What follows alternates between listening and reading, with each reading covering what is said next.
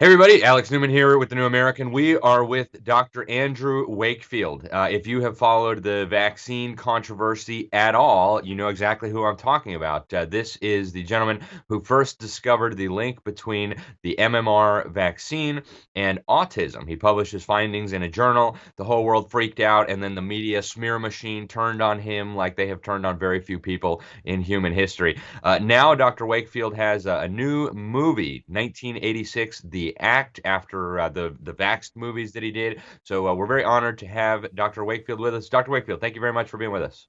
Alex, it's a great pleasure. Thank you for having me on.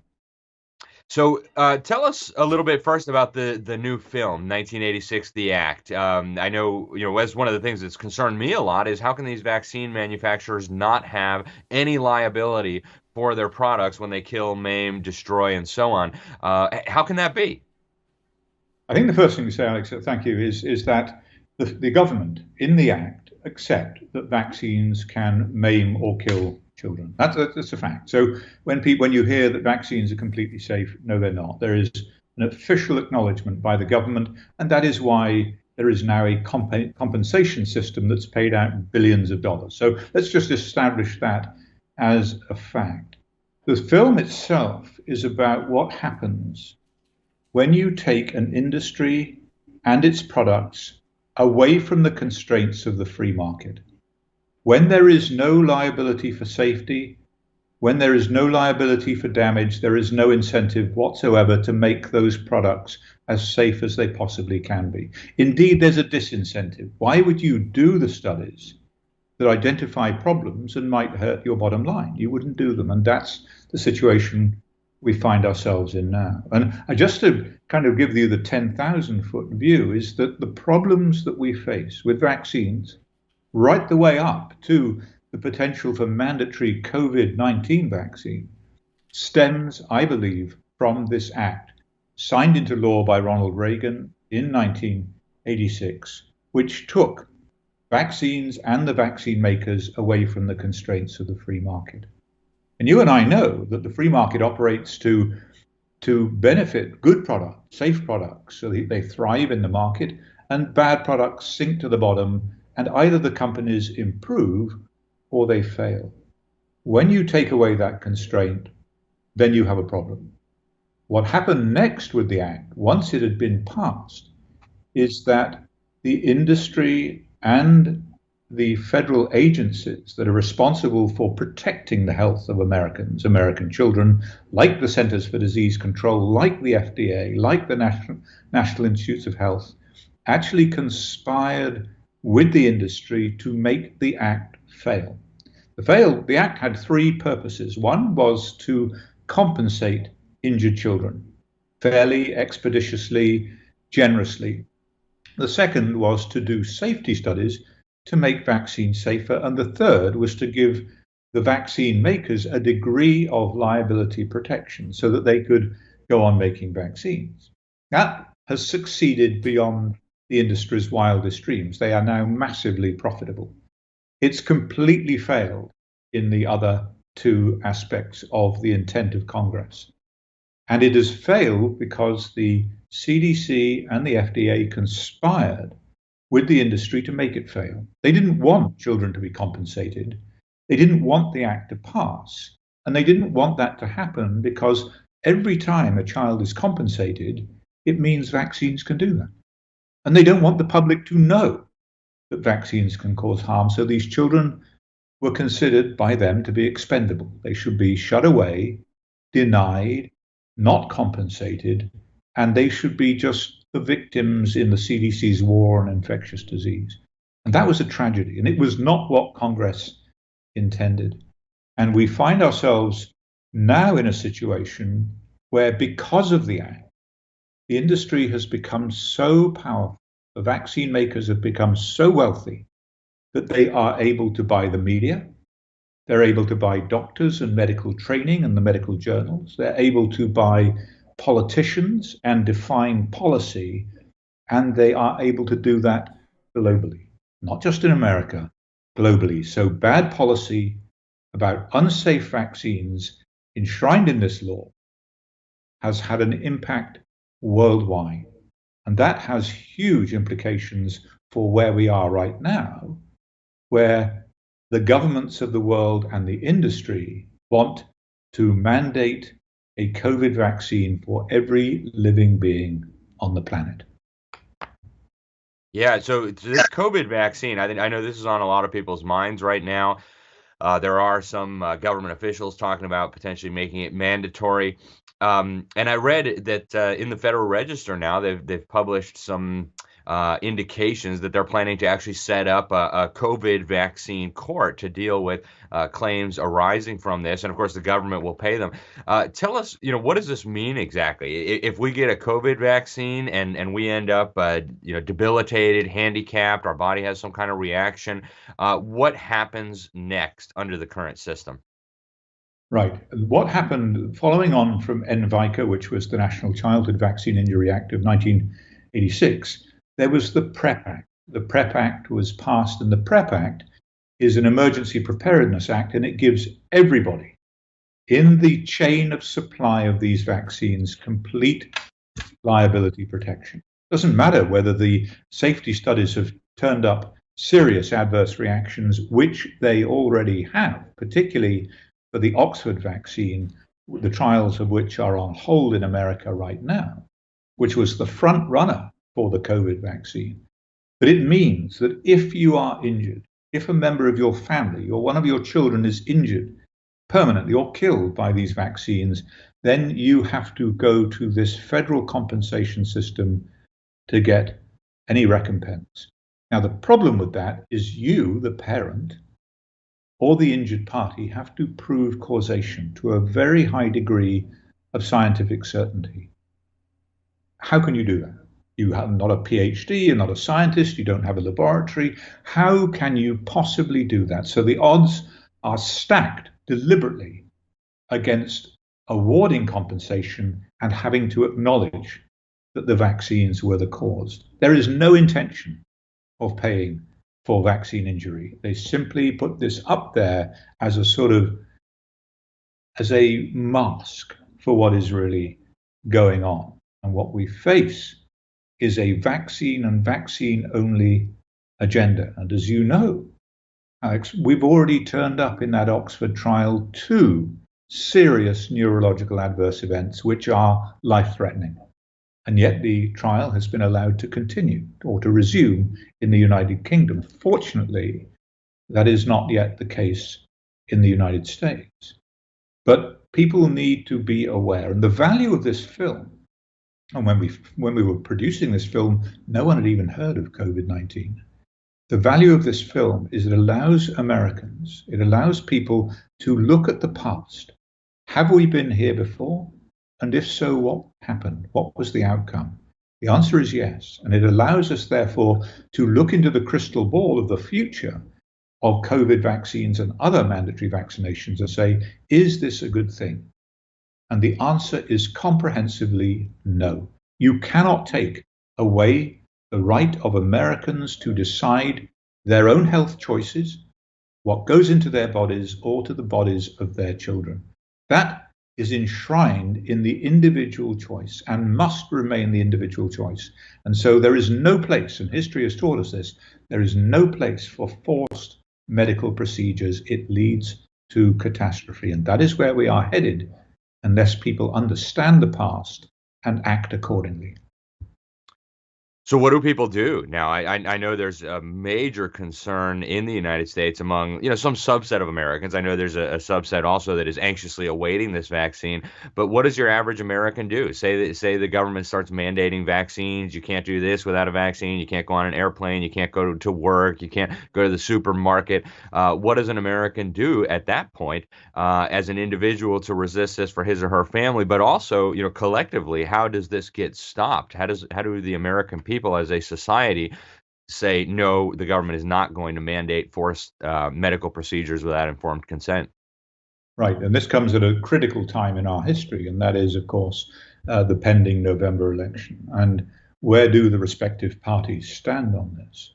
It's interesting, and I come to this with no historical affiliation. I come to this as an observer on American politics, who now, for the first time, is entitled to vote in the next election is that where you see mandatory vaccine laws being passed state by state by state, it divides precisely down political lines. Now, that has an historical precedent. We don't need to go into that, but the Democrats are all in favor of mandatory vaccination, particularly for children. And there is clearly a move already in some Democratic states to push for a mandatory COVID vaccine.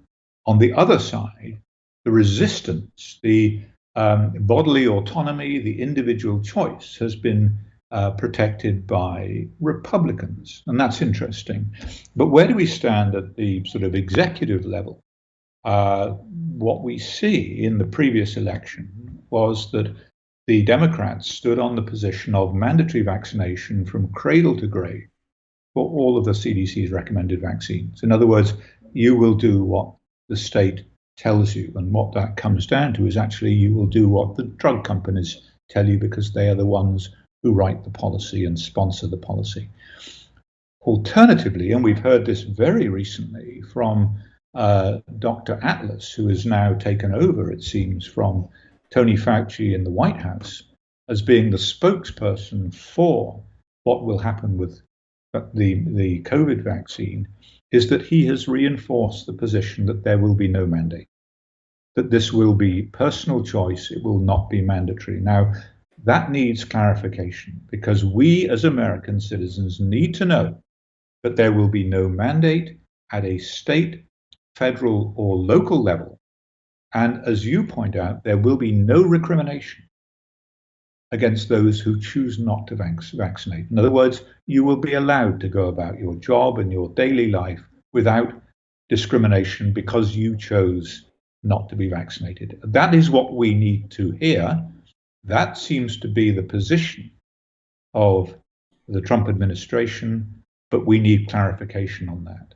But for those who now are coming to vote, it will come down to the democratic process, and it will, for some perverse reason, really be divided along those political lines. And so if you are happy for your rights to be taken away, and you're happy for the state and the industry to define that your children will be vaccinated, you will be vaccinated according to the laws that we make, then that's fine. That's your choice. Please go ahead and be vaccinated. Alternatively, if you decide that you are for bodily autonomy, you want to protect health freedoms, you want to make those decisions for yourself and your family, then you will vote alternatively. You will vote the other way. Yeah, I think it is going to be a big issue in this election. And to me, it's the fanaticism of the mandatory vaccine proponents is it seems so bizarre because if the vaccine really works, you could take the vaccine and then you wouldn't have anything to worry about theoretically from the people who didn't get the vaccine, because if they get infected, it's not going to affect you if you have the vaccine. So it's all very strange. So what is your goal, Dr. Wakefield, with this movie? Do you want to try to get this 1986 Act repealed? Is there something that should replace it? Is it just a bad law that should be off the books? And what is the strategy to accomplish that? Right. I think the first thing is that the film was intended to educate. It was a real challenge because it's such a dense piece of legislation, litigation, and medical science that I put it in the hands of parents going on a voyage of discovery. So you have this interesting hybrid for the first time of narrative fiction with documentary. And so, does that work? And it appears to work, and that's good because now people care. Because the family going on the journey of discovery, and another thing, all of this extraordinary information about the Act, they are us. We care about their journey because their journey is our journey.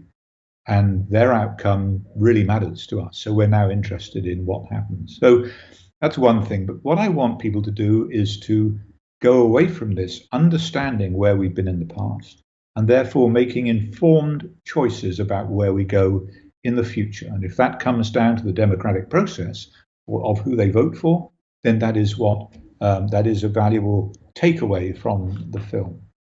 Should the Act be repealed or revised in accordance with the original intent of Congress? I had no opinion on this going into making the film, but I believe now that if you repeal the Act, take it away, and go back to state and federal court in traditional tort litigation, then you face a situation where the burden of proof at the moment is on the parents, and the parents have to prove that their child or they were injured by this vaccine, as I say, to a very high degree of scientific certainty, and that is a burden too far. And I think if it does go back to state and federal court, there needs to be a shift in the burden of proof onto the drug companies to say the vaccine did not do this. That's what I think should happen. If, however, we decide to keep the act, then it needs to be extensively revised in line with what Congress originally intended. And Congress need to exert oversight. And part of the failing of the act is that Congress, running scared of vaccines and running scared of the pharmaceutical industry because they rely on them for campaign funds, have not been as diligent, anywhere near as diligent as they should have been in scrutinizing the behavior of the industry, the safety of vaccines, and the original intent of the act. Okay, excellent. And so this film, I'm sure you've noticed the big technology companies are not exactly enthusiastic about helping voices such as yours or messages such as the one contained in Vaxxed and presumably this new film you have. They're not enthusiastic about helping that get out there. So tell us a little bit about your plan to get this film in front of the American people. I'll give a quick funny story. We talked before we started recording. The first time I ever noticed one of my articles completely removed from Google's listings, it was when I reviewed the film Vaxxed. It was a very popular review. It was, being liked and stuff on Facebook thousands and thousands of times. And then suddenly it just completely disappeared from the internet. You could not even find it by typing the exact headline into Google. And I had never seen that happen before. I assume somebody must have done that manually, or it triggered some sort of algorithm because it talked maybe positively about Vax. So what is your plan to get around the pharmaceutical-funded big media, the big technology companies and social media and the search engines that want to stifle all this? What is your plan?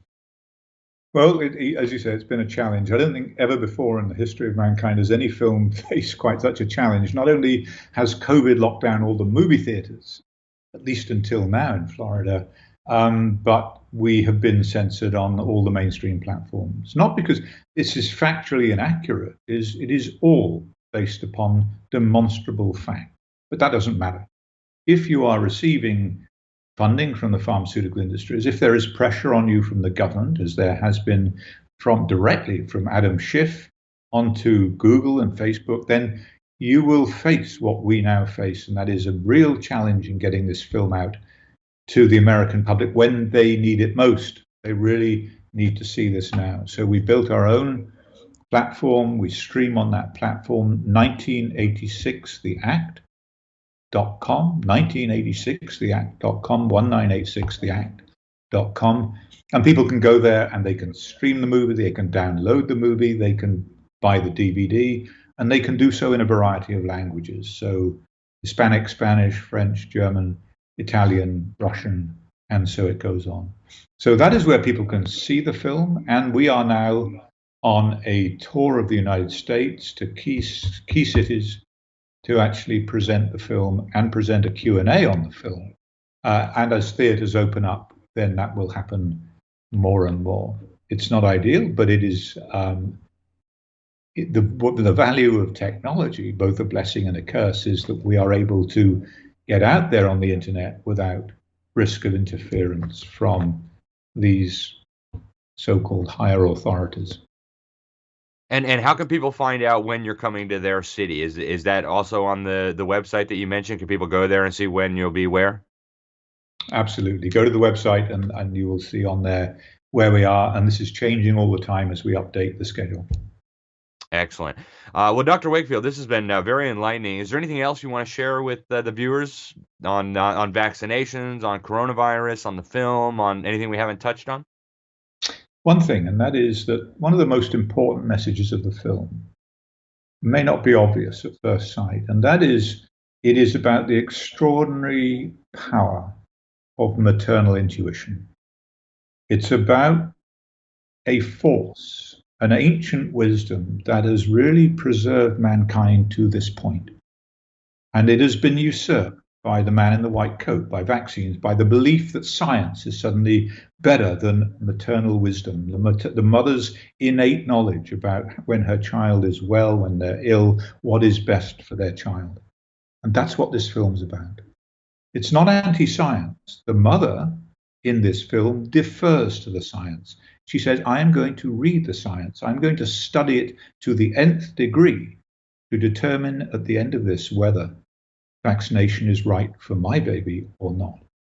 And so I would suggest to mothers that they need to reclaim that inner authority, that ancient wisdom, that innate knowledge. And husbands, fathers need to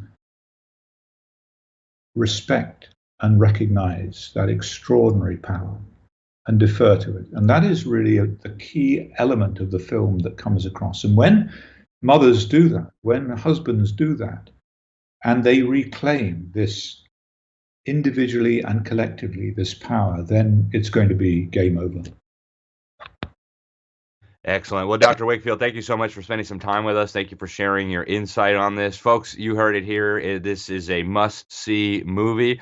Vaxxed was incredible. It was just, an outstanding film. I'm sure this one is going to be the same. So get over to the website. Make sure you watch the movie. If he's coming to your city, go check it out and help spread the word, folks. As I mentioned earlier, Google's not going to help. Facebook, Twitter, they're going to do everything possible to keep this under wraps. And certainly the big media companies that get a big part of their advertising dollars from the pharmaceutical companies are not going to help either. So it's really up to you folks to get the word out. Thank you once again for watching. And until next time, take good care.